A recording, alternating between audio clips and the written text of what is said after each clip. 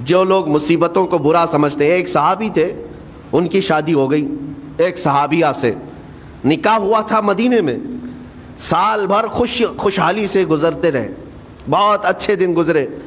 سال ختم ہونے کو تھا کہ خاتون جو ہے لڑائی کرنا شروع کر دیتی، کہتی ہے مجھے تمہارے ساتھ رہنا نہیں، مجھے طلاق چاہیے، ڈائریکٹ طلاق۔ تو اس صحابی نے کہا ہوا کیا؟ وہ صحابیہ کہتی تھی نہیں مجھے تمہارے ساتھ رہنا نہیں۔ اس صحابی نے کہا ٹھیک ہے اگر ایسا ہی ہے تو حضور پاک صلی اللہ علیہ وسلم کے پاس چلتے ہیں، وہاں جا کر فیصلہ کرا لیں گے۔ تو وہ صحابیہ مان گئیں، کہا چلو چلتے ہیں۔ تو دونوں چلے جا رہے تھے اپنے گھر سے، حضور پاک صلی اللہ علیہ وسلم کے دربار میں فیصلہ کروانا ہے۔ چلتے وقت راستے میں ایک پتھر سے ٹھوکر لگ گئی اس صحابی کو، اور اتنی تیز ٹھوکر لگی کہ ان کا ناخن اکھڑ گیا۔ اب وہ ان کی خاتون جو بیوی صحابیاں ہیں وہ فوراً اپنے دوپٹے کا کپڑا پھاڑ کر کے انگلی کو باندھتی ہیں اور خون روکتی ہیں، اور اس کے بعد کہتی ہے چلو واپس گھر چلتے ہیں۔ گھر واپس آنے کے بعد وہ کہتی مجھے طلاق نہیں چاہیے، ساتھ میں رہوں گی۔ کہا عورتوں کا موڈ، عورتوں کا اس طرح کا فیصلہ کیا بات ہے؟ وہ صحابیہ کہتی ہے میں نے سنا ہے کہ جب کبھی کوئی بندہ بیمار نہیں ہوتا تو اللہ اسے پسند نہیں کرتا۔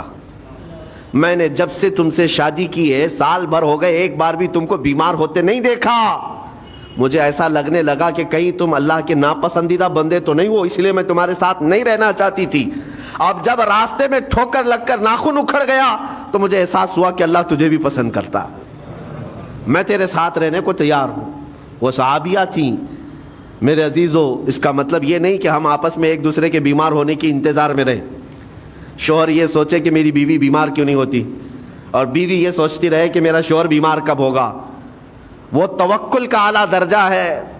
انتظار اور تمنا مت کرو بیمار ہونے کا، بلکہ بیماری آ جائے تو اللہ کا شکر ادا کرو، آ جائے تو صبر کرو۔ عزیزان گرامی وقار، ہم آج امام حسین اور ان کے رفقائے گرامی رضوان اللہ علیہم اجمعین کو یاد کرتے ہیں تو صرف رونے کے لیے نہیں یا صرف غم منانے کے لیے نہیں، بلکہ داستان کربلا سنانے کا ایک عظیم مقصد یہ ہوتا ہے کہ نوجوانوں کے اندر بلکہ بوڑھے اور بچوں کے اندر بھی ایمانی جذبہ ایسا آ جائے کہ وہ ہر مصیبت پر ڈٹ کر کھڑے ہو سکیں، ہر یزیدی کا مقابلہ کر سکیں۔ ایک تو اس کا میسج یہ ہے، اور دوسرا میسج یہ ہے کہ چاہے جیسی بھی مصیبتیں آئیں ایمان کے ساتھ رہنا ہے، صبر اور شکر کو ہرگز نہیں چھوڑنا ہے۔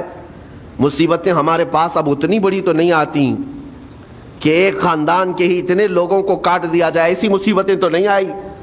اب جو کچھ بھی آتی ہیں ہمارے ساتھ وہ مال کی کمی کی، کبھی دکان میں دھندا نہیں چلتا، کبھی بچے کسی کو نہیں ہو رہے ہیں، یا پھر گھر میں کوئی بیمار ہے، کوئی مستقل بیماری آ گئی ہے، یہی تو مصیبتیں ہیں۔ مومن کے لیے یہ قید خانہ ہے، زیادہ آسائش اور آرام کی فکر نہ کرو۔ یہ دنیا مومن کے لیے قید خانہ ہے۔ اسی لیے شاعر نے کیا خوب کہا، جب کسی کا انتقال ہوتا ہے، ایک سچے مومن کا انتقال ہوتا ہے تو لوگ کہتے فلاں مر گیا فلاں مر گیا، تو ایک شاعر نے بہت اچھے انداز سے کہا ہے کہ کون کہتا ہے کہ مومن مر گیا؟ جو سچا مومن ہے اس کے لیے کہہ رہا ہوں۔ وہ شاعر نے کہا کون کہتا ہے کہ مومن مر گیا، قید سے چھوٹا وہ اپنے گھر گیا۔ حقیقت تو یہ، قید سے چھوٹا وہ اپنے گھر گیا۔ یہاں دنیا میں زیادہ آسائش، زیادہ آرام کی طلب انسان کو مغرور بنا دیتی ہے، تکبر والا بنا دیتی ہے، گھمنڈی بنا دیتی ہے، اور اللہ تبارک و تعالیٰ کی بارگاہ میں ہمیشہ سر بسجود رہنے والا وہ بندہ ہے جو مصیبتوں میں گھرا رہتا ہے۔ کچھ نہ کچھ مصیبتیں ایسی ہیں جو تمہیں مسجد تک لاتی ہیں، قرآن تک لاتی ہیں، تسبیح تک لاتی ہیں۔